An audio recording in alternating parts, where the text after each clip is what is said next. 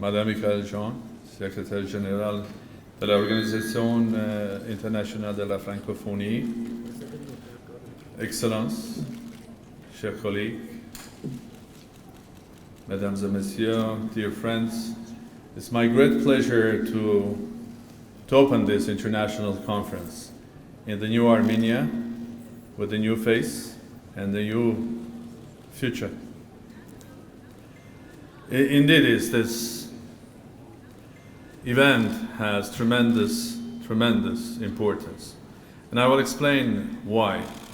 First of all, before saying the words of opening ceremony and sharing with you some of my ideas, I would like to say my warm-hearted thanks to Madame Secretary General and her office and the whole organization for not only having the idea and sharing this vision with us of having the business forum of Francophone countries here in Armenia, but also doing utmost and working hard to make this event happening. It's my great pleasure as well. In fact, I would like all of us to thank Madame Secretary General for this and her office for this wonderful work.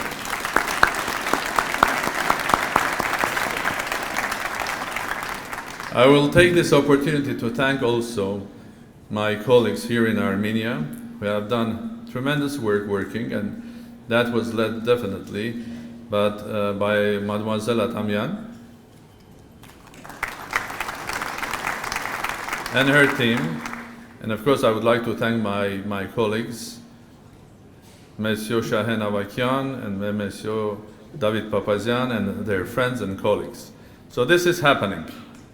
And why it is important, why the Business Forum of Francophone countries is important.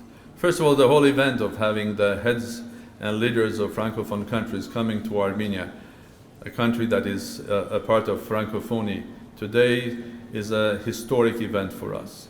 Secondly, the Business Forum is the one thing that will stay with us, and I hope I'm going to open the first Francophone Business Forum in Yerevan, but not the last one. So I hope to have future Francophone conferences and business forums here in Yerevan, and bigger and bigger and bigger. Why it is important? Because first of all, let's be practical here. Francophone countries, led by France, are not only about language and culture. It's much more wider. Francophonie, represented here, is a huge business of hundreds of billions of dollars, huge economies of hundreds of billions of dollars that are, of euros, sorry, bigger than dollars, that are connecting the Europe with Africa. I think it's the only and the most important access from the north to the south, helping the south to gain and to come to the bigger world, and helping the north to explore new territories, new ideas, new younger generation, new younger states of Africa. On the other side, Armenia represents a specific place in other part. We, as a state, were a part of both East and the West. We were always at the crossroads of East and the West. This nation living here for thousands of years. I was sharing with some of you colleagues yesterday that this is a country of thousands and thousands of years of a history, and a city that you are is 2,800 years old. And this is not a virtual calculation. We have the old castle with the facts on it, with the spreadsheet of the counts of the kings, everything. 2,800 years of a civilization in this city. But that's not only the history. And I was yesterday referring also to the wonderful event in the New York Metropolitan Museum, that an exhibition which is called Armenia, that has opened just recently. And that exhibition was telling the story, not by Armenians, by Americans from Metropolitan Museum, about the Silk Road. Whoever is in New York, I will suggest the next 2 or 3 months to go and visit that. And the story is about Armenians and Armenia in the Middle Ages, when the Armenian traders were a big part, and somehow they were sort of a controlling part of the Silk Road, from Manila to Calcutta to Samarkand and Bukhara, and Toulouse to Manchester. So this nation was not only a historic nation. This nation is not only a nation culture. This nation is also a trading nation that was on the Silk Road for ages. So the idea here is how do we connect the Silk Road to the axis, north and west in Europe and Africa. And that's my dream. My dream to have Armenia as a part, not only as a part of Francophone wonderful community and a family, but to also be the one that will help the Francophone countries, those from Europe, Canada, and Africa, to do their trade and business in the vast territories of Eurasia. Let's not forget that Armenia is the only country in the whole region that is a member of Eurasia Economic Family, that is benefiting from the absence of taxes and customs duties with Russia, some of the Central Asian republics, Belarus, and others. And on the other side, Armenia has signed a very deep agreement with European Union. So we are really east-west country. And we are really the one that wants to repeat its success of Middle Ages. Now, 21st century, Francophone countries, led by France, Canada, Switzerland, Belgium, a big group of very healthy young African countries. Where are their strengths? Of course, when we speak about the businesses, the names that comes to our mind are the big names, starting from Dassault, to Thales, to Credit Suisse, to Nestlé, to from Bombardier, to Beccard, and all of these are fantastic companies. They do worldwide business. To be honest, when I'm thinking about Africa, even daily, when I want to know the news about Africa, I don't go to BBC, I don't go to Russia Today, I don't go to Al Jazeera, I go to Russia 24. Because that's the channel that presents to you the real story that comes from Africa. On the other side, this huge industrial base that France and Francophonie has can be matched with the young Armenia. With the young Armenia. And I come here to greet you as the new president of a new country that has a young new prime minister and a very young new government. Everything is young here. Everything is focusing to the 21st century. As you all know, Armenia had a revolution in April. Some call their a Velvet Revolution. Some of them call them a New Armenia. I will call it Young Armenia. But that was a tremendous achievement by our country and the people, Armenian. Not only Armenians living here in this country, but another 15 million living abroad. Tremendous achievement that without any conflict or without any civil war or any damage, the change has happened. The change continues. As I told recently to some of our journalists, it's not a sprint, it's not 100 meters to run, it's a marathon. We have to design our future for the next coming years and years ahead. But we have to start running with the speed of a marathon, the speed of a sprint initially. Speed of a sprint, but having a marathon to be run. But there was, and there is another revolution in Armenia, but that unfortunately was not noticed by the world community. The Armenian Revolution of April was on every television, well, every channel. Everybody knows about that.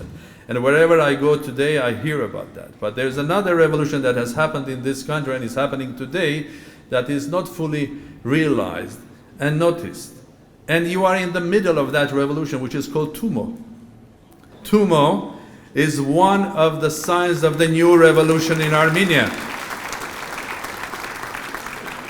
The revolution that Armenia is focused, not only young by spirit, it's not only young that has young government, it's not only young that emotionally we look into the 21st century, it's not only young that we are the generation and we are the nation of 21st century, but we are actually doing it here in Armenia.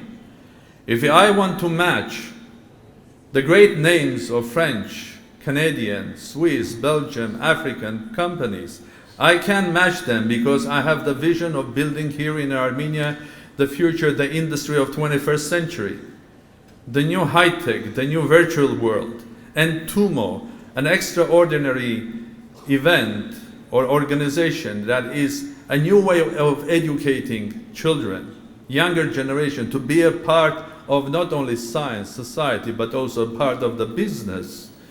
Revolutionary way of doing that. That is, in fact, now will be exported from Armenia to France, to Moscow, to Doha, to Kazakhstan, is our sort of a notice to the world that we're not only young by age, we are not only young that we are dreaming to be in the 21st century, we are indeed in 21st century. And that's my dream, the Armenian revolution of 21st century, to match with the huge power of Francophone industry and to create a match where the Northwest will sort of marry to the East-West. And I hope that Armenians again and again will show to the world that not only in the Middle Ages we were controlling the Silk Road, but we can sort of be a big part. I'm not intending to control it, but I would love to be a big part of this new world and the new Silk Road. Which in many ways it's not only a road or a railroad, but it's also a virtual road. So welcome to Armenia. Welcome to 21st century in a city that is 2,800 years old. And I would love to be in a position to open the second Francophone business forum here in Yerevan together with all of you.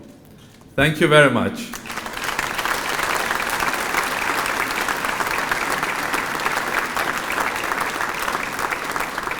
You can be all very sure the atmosphere of friendship, friendliness, and stability that you feel here will continue in the future.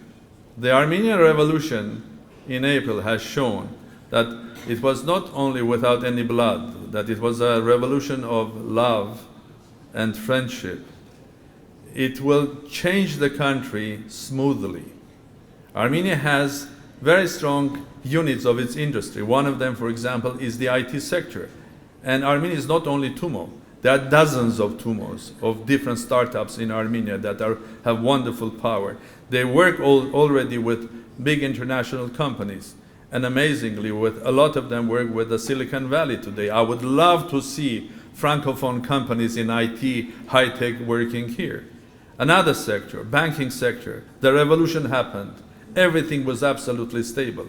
Armenia is a country that has one of the most advanced banking sectors in the region. I mean, it's the only country probably from the CIS that international banks are here.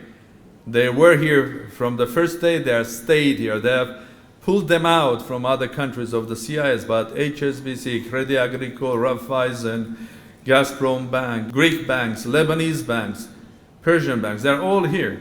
So there's a stable banking financial sector. The country is changing itself. So this country can be also a gateway for you. You can come and register your company here. In a country that is becoming more and more open, predictable, stable, and also legally open. A country where the law and order will work more and more and more. You can have your company registered here and do your business in Kazakhstan, Belarus, Russia, Kyrgyzstan, Uzbekistan, or indeed in the region. So this could be a hub for you. So let me again share with you the vision that this country can be the one that can help the companies of Africa to be connected to Eurasia and help the Eurasian businesses working together with Africa. There's a huge future for Africa. I mean, everybody looks at Africa. I think if you see the international interest to Africa, that's the biggest future of the planet. On the same way, Eurasia has a future with the vast territories, natural resources, and the manpower. So being in the center of that huge opportunities, it's great privilege. So once more time, thank you very much. Welcome to Armenia, and I hope that this business forum will contribute to this friendship, business development, and the future of the whole Francophone world. Thank you very much.